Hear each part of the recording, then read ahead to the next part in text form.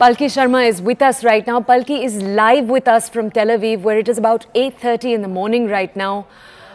Palki, could you just tell our audiences, we know over the last 3 days, residents in Tel Aviv have largely stayed indoors, in bomb shelters. The sound of sirens have pierced the air. What is the situation like right now?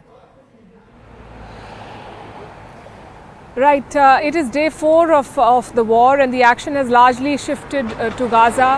As you showed the viewers, the pictures of the razed homes and targets there. Israelis have been pounding hundreds of targets on the Gaza Strip. But yesterday we also saw some rocket fire from the other side, Hamas targeting some Israeli locations near the border. More than 100 rocket fires were reported. So the fighting is very much on, and the fear is that it is going to spill over, because we've also seen action on the northern border with Israel. That is the border with Lebanon, and that is where another Iran-backed group called Hezbollah has been active. Yesterday they said that we've seen unprovoked action from the Israeli side, and we are going to respond to that. And if Hezbollah wades into this war, then it becomes a bigger conflict, and then the link with Iran becomes that much stronger. We've also heard reports of the border towns and villages being targeted by Israeli military helicopters, and Israeli civilians on this side of the border have been told to take shelter. So we are seeing an escalation of the conflict. The death toll has crossed 1,600, including both sides. More than 900 dead in Israel alone, more than 2,400 injured. So the toll is going to go up.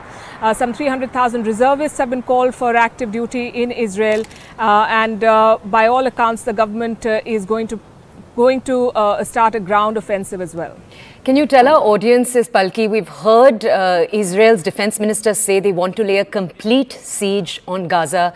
They've cut off, as we were telling our audiences, food, fuel, electricity. What reports are we receiving from within Gaza of these civilians?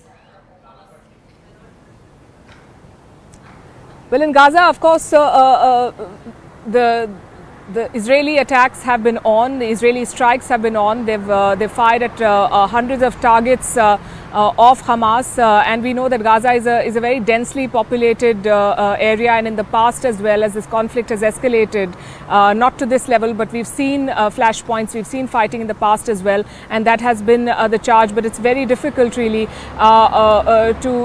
to avoid civilian casualties. That is the Israeli side of the story. They say that the Hamas uses civilians as a shield. So we are going to see more bombardment, and we are going to see a lot of what they call in military parlance collateral damage.